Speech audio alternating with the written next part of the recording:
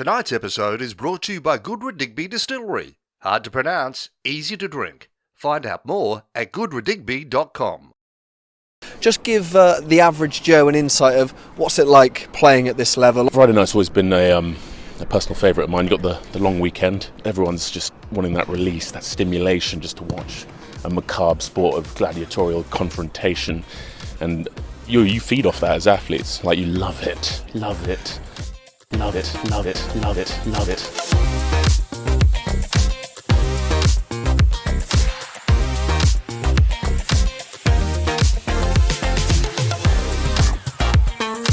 Hello and welcome back to another instant reaction, not so instant reaction from the Lions tour. Semi-instant reaction. Semi-instant reaction. Let's lay this out for you. We are currently driving back from Canberra. It is the morning after the ACT Brumbies went down 36-24 to the British and Irish Lions in Canberra. My voice is horse shit. Yeah, we got you to do the intro, I just realised. Nick is fucking cruel. But most importantly, Nick is the one in control right now. For legal reasons, I'm not going to say what, because I'm not sure how legal it is to record a pod while driving, but fuck it, we're doing it anyway. I mean, like, I'm not holding the phone. We're okay. Let's make that very clear, by the way. You're holding the phone. I'm the one holding the phone. I've got my eyes on the road. We're okay. Let's cut. Yeah. But if we have a crash, and this basically counts as our black box, so it's Jesus fine. Christ. Yeah, no, for all legal connotations, the phone's about a metre away from me, we're all safe, everything's okay. It's just like having a normal conversation, that's what we're doing, we're just chatting. It is also pissing down rain, so you can probably hear the windscreen wipers. Too bad, so sad. Turn those back on. I don't care. You're copping this. I mean, you ask for instant reactions, people accept that it's instant reactions. We're doing, like, we are on the road, we are flying, we are like going from city to city to city to at 1,000,000 miles an hour. We're either in the bowels of a stadium or at a bar in Newcastle, or we're driving. This is the reality of the beast. We're going at 1,000,000 miles an hour. It feels weird that we're halfway. It's game 5 of 10. Can I make this the point right now?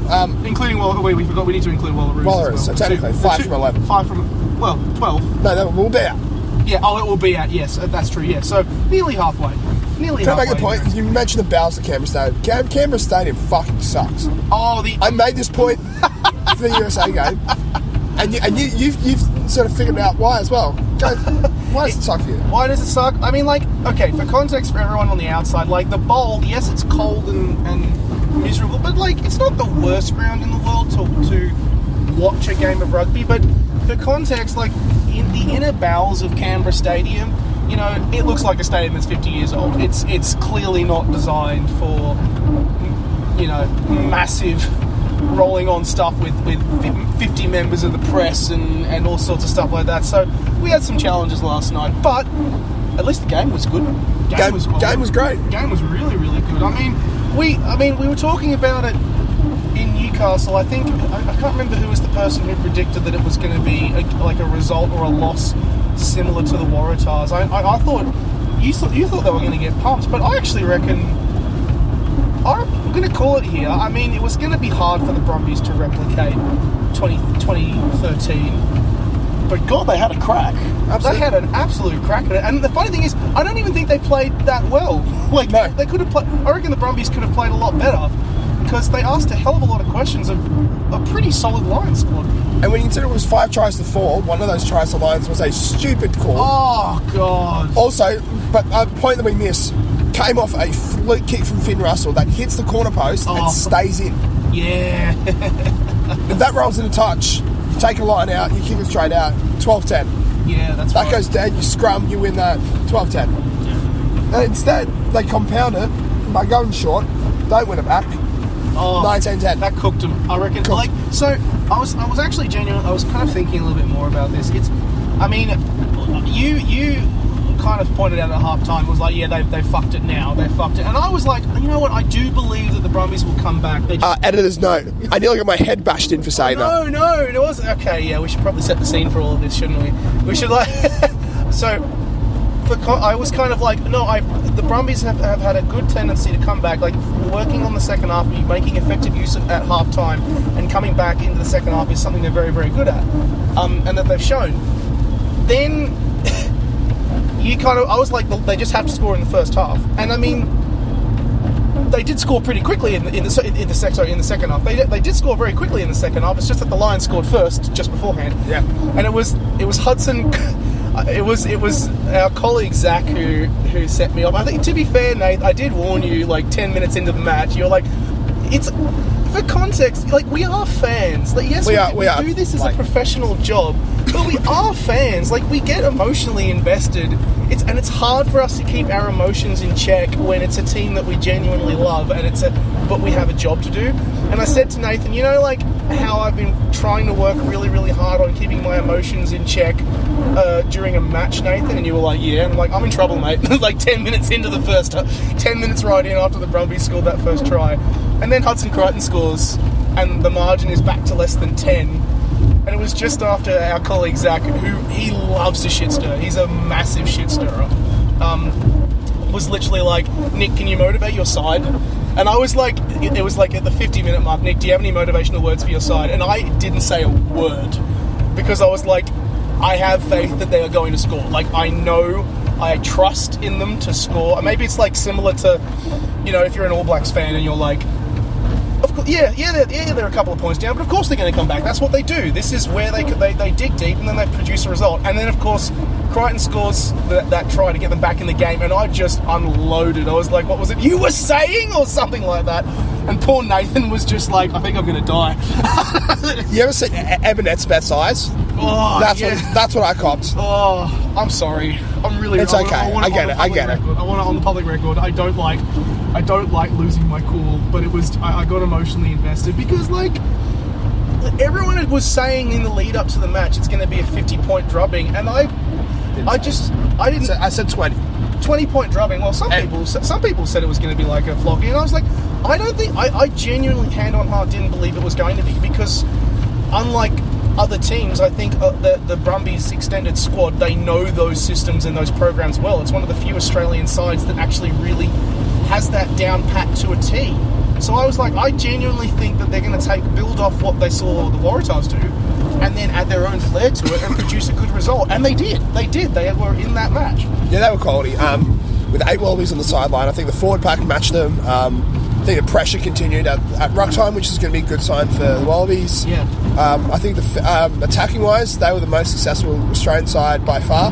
Not in just like, they scored more tries than anyone else. They were regularly creating chances. Yeah. Also, I just want to say on the record, 23,116 fans showed up. It was not a Lions home game. No, not even silent. It was not a Lions home game. They said, like, oh yeah, can we hear the Lions fans in the audience? You hear a small murmur. Like, can we hear the Brumbies fans? And it was loud. The Brumbies fans were aggressive. You can see now why Lord, I think he made a couple of comments a few weeks back saying, like, yeah, Brumbies fans don't want to come to Lions fans don't want to come to Canberra. There's a game there. They didn't come to Canberra. That was a Brumbies home game, and you heard it. And most importantly, they were drunk. And that's great. There was a couple of guys who were absolutely giving it. There was the heckling you could hear every single thing, which was great. It was nice that, like, I'm not going to lie, when Canberra Stadium is full, it's a great venue to watch stuff. It's also just a very old venue. But, yeah, if you're a Lions, like, what are your thoughts on that Lions performance, though? Do you reckon that's, like, a bit of a red flag? Because, again, that's not a full-strength Brumbies side. Like, they're missing a lot of high-quality Wallabies, which I actually think, like, if Tom Wright was having a Diamonds night, Lenny Cattell was there, they would have probably nullified a couple of those wider tries, like, wide a couple of scores, shut a few things down, changed the dynamic considerably. Here's the thing, and, like, maybe this is because of my age and I'm not used to, like, the Lions fields of the past, but I think I've got a confidence and arrogance that I haven't earned yet. Like, in all seriousness, what have they done? Yeah, like, everyone's sort of going out being like, oh, well, there hasn't been much competition from the super sides. Sorry, most of them have been missing 10-plus test players. Yeah, that's right. You've been throwing out full-strength sides. Outside that Reds game, and to an extent the Force game, sorry, haven't really... You should be dusting these teams. I think it was a couple of boys reckon there was like 20... It was like the average score in the South African tour was 58-14 to the Lions. It is definitely not the case now. I mean, the Waratahs kept the Lions to scoring 20 points Brumbies put 4 tries past them. First Australian provincial side to do that since 2001. So, like, they can attack. The Brumbies' attack certainly showed through. It's just the case of that class coming through. I will say, I do think the Lions' scrum is improving a little bit, but is it enough to overdo Bell? Improving against what? Yeah, you had linked in the early on his first start. Yeah, true. Nos Flanagan, who's solid. Yeah. And Reece Van Neck, who's essentially been their third choice tight head. Yeah. You then bring off the bench Cam Orr, who's been playing... debuted and come from Seattle. Came from Seattle. Yeah. Liam Bowron, who's 22, 23. And Fado Aker, who's again, probably the best scrummager out of the 6 there. Mm. Oh, and like Nick Frost not there as well, so... It wasn't a dominant... Like, it wasn't a... That's what I'm saying. Like they did it in a couple... They should have pumped that scrum. They should have pumped them, though. It wasn't a dominant... It wasn't a dominant scrum. I will say, like, I think the Reds scrum really showed the Lions up. Really did. I still... And off the back of Happy's points, you know, when we started this whole crazy tour, it's still there to be had. Like, I really do back Bell, and I do back Fessler, and I back, you know, Alatoa to really ask some serious questions of that. Throw in Skelton, throw in Frost, throw in Williams, whatever that combination may be. If they go for sheer bulk, the Wallabies, they can do it. Like, you had the likes of Tom Wright, Rob Valentini all in the crowd last night. Yeah. Are you really thinking, if they walked away from that game in 80 minutes, are they thinking, oh, I'm scared, I don't know how we're going to control this? Yeah, I don't think so. No, I don't. I do think that, like, particularly these last 2 matches, the issue that I think they've realised that the Brumbies did something very similar to what McCaffrey did identify with the Tars, was shut down the space. They are not letting them have any good support plays. Really, like, the Brumbies would rush up, but then they would stop. Yeah. They would stop because they would rush up to kind of enough to shut down the space. It's those offload channels. They just clog those up. Yeah, but then they would stop the defensive line to basically give the Lions probably 2-3 metres going forward, and then stop to basically shut down any sort of offload opportunities. Even going wide, the Lions couldn't capitalise as well as they could. They got a couple, maybe like a try or 2. Speaking of good performances, Toole. He was great. Toole was great. And I will say, defensively, much better. Much better. Like, you do notice he tries to grapple, like he goes a bit higher because he's just trying to stop the player enough. He knows he's not as big a body as somebody else to try and nullify and shut down, like, enough to stop the player enough so the support play can get over and get a player down because he knows he's not the biggest body. But I'm not going to lie, his defence was a lot better last night, much better than during Super Rugby. I thought... who else had a... Ryan Lonergan was exceptional as well. Lonergan was great. He played an exceptional game. Nos played a really, really good game until he had to leave the field. Looks like he'd done like a leg injury or something. He basically got split backwards. Yeah, he did. Oh, yeah. Like, he got pretzeled off just an unlucky carry, I think it was. He did. It was like...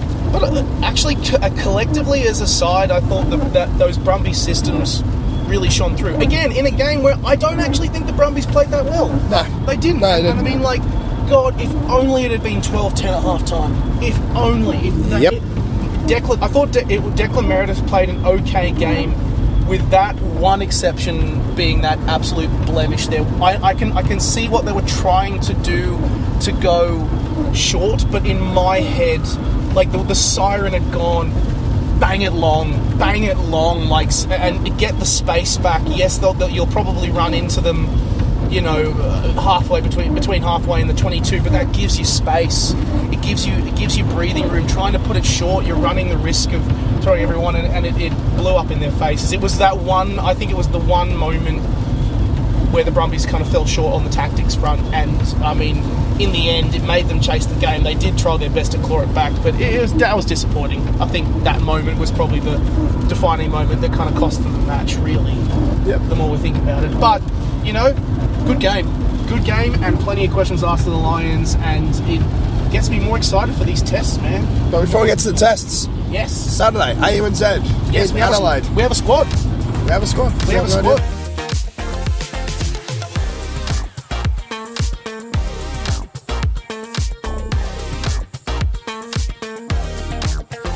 Gambridge. At Green and Gold Rugby, we love nothing more than celebrate a great Aussie success story. And Good Digby Distillery is one of the most exciting ones around. They're shaking things up, literally, by maturing their spirits in Aussie hardwood cubes instead of old school barrels. With infused flavours of ironbark, jarrah, even Tasmanian blackwood, that's about as uniquely Aussie as it gets. Not into malt? No worries. They've got a whole range, from Australian gins to grey gum vodka and even blackwood rum. No matter what you taste, there's something for everyone. Just head to goodredigby.com to place your order. And here's a special offer for Green and Gold Rugby fans. Use code GAGR20 at checkout for 20% off, or click the link in the episode description. Good Digby, that's good, dig, B. Hard to pronounce, real easy to drink. And remember, drink responsibly.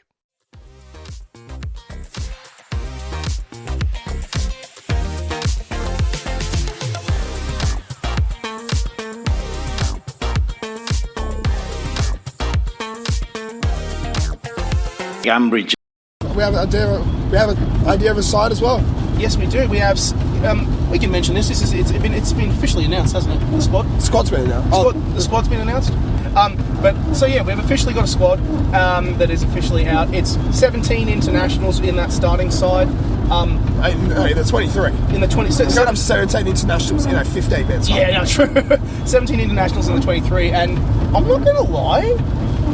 Strong side. And the only thing we were like, if you haven't had the chance to check it out, head over to Green and Gold Rugby, or alternatively rugby.com.au when we inevitably put a piece out when the squad drops. The only thing we were really worried about, to be honest, is the halves.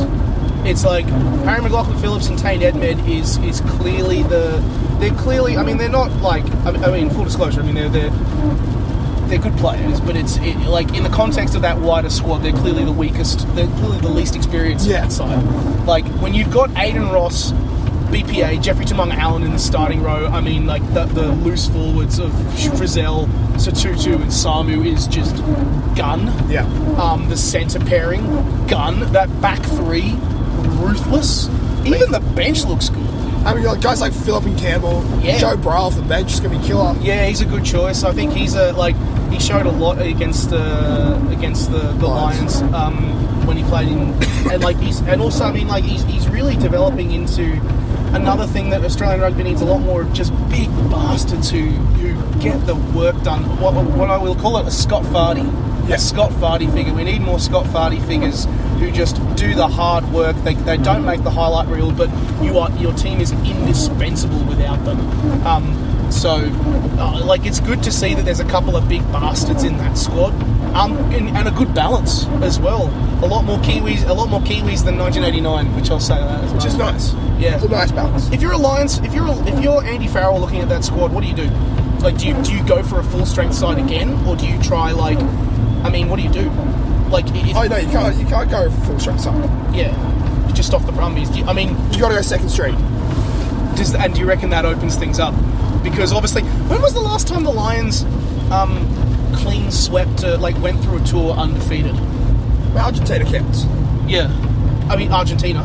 No, as in they lost to Argentina. That counts. No, true. That's true actually. But excluding an international. We probably have to do the numbers on that. Excluding an international, a pre-fixture where they're playing at Twickenham or Dublin or whatever. There'd probably be a historic. It would probably have been a long time. Because not as long as you think. They did last time in 2013 and 2001 they lost provincial games. Australia A and Brumbies. Does Australia A count? I'd count it as that.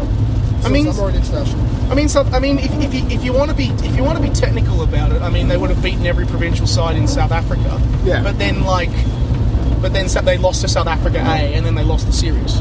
So I reckon it doesn't count. I don't think it counts. Okay, that's fair. I don't think it counts. So go through an entire thing undefeated. They've already lost to Argentina, but in Australia, bring it to the Australian leg of it. Yeah. I think this is a great opportunity. Huge chance. It's a great opportunity. Huge chance. It depends on the cohesion of the side and how well that AUNZ side is actually gelled. But I like the fact that 4 out of that starting 5 played for the Reds. Yes. There is a combination there, even though there's no combination with the thrower. that there is past history with Pangramosa, Blythe, and Sarkai Lotto. Yeah. So you can at least use those guys to solidify the line out. Yeah. Like Cavilli and Lamape would have probably crossed paths somewhere in New Zealand. The halves are a concern. Yes, they are. Well, I mean, Fakatava had a really good season for the Highlanders. Even if he hasn't played for the All Blacks in a while, he's played really, really well. I think, he's one of those real key leaders in the Highlanders, and in a Highlanders side that is really, really young and had a pretty long season, he really stood out. At least off the bench as well, you have Thomas, McLaughlin Phillips, Campbell, all Reds that can come on and dictate the game plan. Even if inexperienced, they've got the cohesion element that's working in their favour.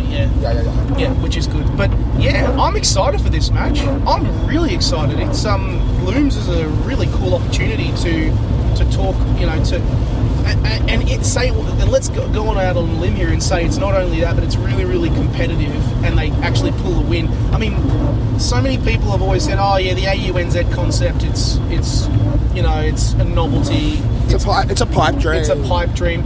Like, we were jokingly saying about it last night after we got home to the hotel. It was like, but imagine it actually works, and you have a situation where, similar to how the Lions come out here, you can then flip the script and then have a best of AUNZ. When we doing a deep dive in how there was a Northern Hemisphere versus Southern Hemisphere clash back in 2005, and Southern Hemisphere pumped Northern Hemisphere 54-19 or whatever.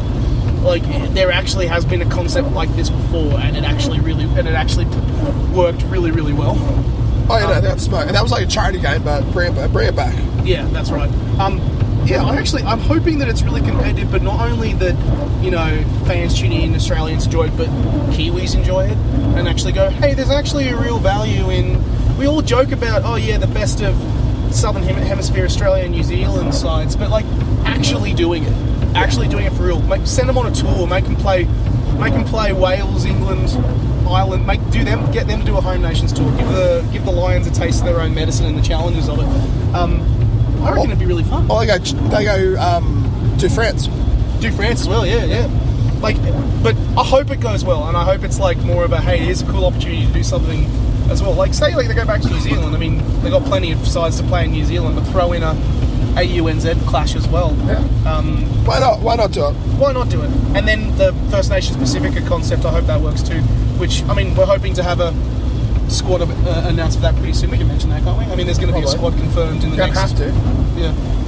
I mean, we've had our players assumed, but with the match now a week and a half away as well, where there should... I mean, a squad will be announced a full squad will be announced pretty soon, but we've already got some names in there that looked good. Good to see Gamble also have a chance to have a crack against them, which is good. That'll be fun. But yeah. So, provincial match is done. That's it. Now it's time for invitationals, and then finally, these damn test matches. We're holding on. When you're hearing this, and this time next week, we'll know a Wallaby side. We will know the Wallaby side. You're going to be up in Brisbane on Friday for the official squad announcement. That's it. So we will have the squad. God, I'm gutted about Alessio. Yeah, it sucks. Oh, that sucks. Gutted. If you can, check out Nathan. He did a piece about 5 players who can potentially replace Noah as the starting 5. I mean, it's obvious Donaldson's going to go straight into that starting side. It's really just who joins him on the bench that is the real question. If you go for someone like, Edmed or Liner, hopefully Liner's good to go. I know he's been coming back from an injury. Or if you go for a more experienced option like James O'Connor or Bernard Foley, but then there's the cohesion question that comes in, because they haven't been in the squad at all. So it's very much a coming in at the last minute sort of situation. But who knows? I guess we're about to find out. We're going to go home. We're going to literally turn off our phone and continue driving, and then Nathan's going to strepsil up and hope to bounce off this cold. That's it. That's all right. Keep grinding. Keep grinding. Catch you the next time around, folks.